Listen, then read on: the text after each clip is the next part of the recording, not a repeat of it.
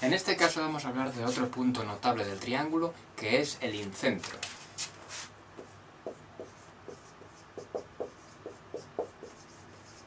En este caso, el incentro está relacionado con la bisectriz de un ángulo.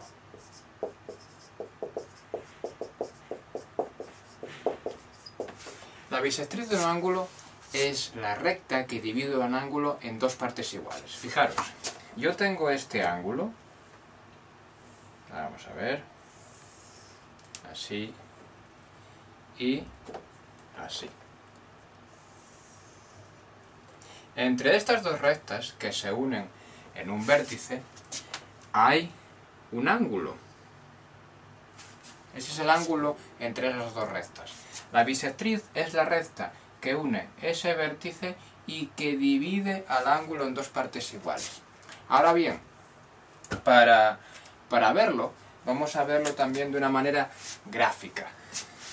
Cojo mi rotulador, que para hacerlo de compás tengo un cordel, y en este caso, pues si yo lo pongo en el vértice, como se puede ver, hay un ángulo.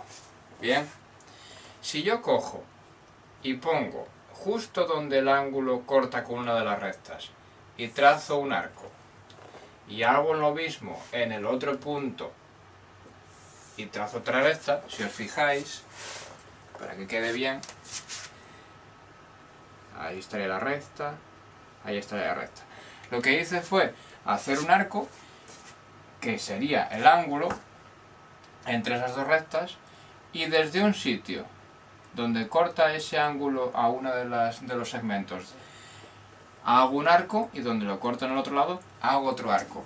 Eso hace que me genere un punto de corte. Ese punto de corte, si yo lo uno con el vértice, vamos a ver, ahí estaríamos, esto me da, y lo uno así, esta recta es la bisectriz, porque divide al ángulo en dos partes iguales, esta y esta. Si yo tuviera un compás, podría abrirlo a esta medida y vería que tengo esto y que tengo esto, y que son iguales esas dos medidas. Pues eso es la bisectriz de un ángulo. En mi caso particular, yo puedo tener un triángulo. Bien. Y yo sé que aquí tengo un ángulo, aquí tengo otro ángulo y aquí tengo otro ángulo. Son los tres ángulos del triángulo, que por cierto, sumados, dan 180 grados siempre. Bien, pues en mi caso, voy a coger lo que es otra vez el rotulador y la regla. E imaginemos que yo lo hiciera de esta manera, gráficamente y bien hecho, en este triángulo. Lo que pasa es que lo voy a hacer a mano alzada para ahorrar tiempo y también porque si no serían demasiadas líneas y se emborronaría mucho. Pues aquí tendría 1, divido ese ángulo en 2, divido a este ángulo en 2, divido a este ángulo también en 2.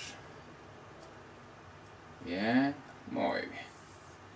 Y como os fijáis, también aquí en este caso se unen las tres líneas en un punto, pero ese punto se llama incentro.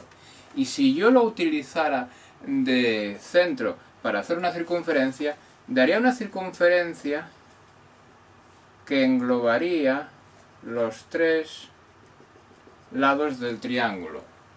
La circunferencia no está muy bien hecha porque está hecha a mano, pero sería el centro de una circunferencia que englobaría el triángulo por dentro, tocando en sus tres lados. Y eso sería el incentro, basado en la bisectriz de un ángulo.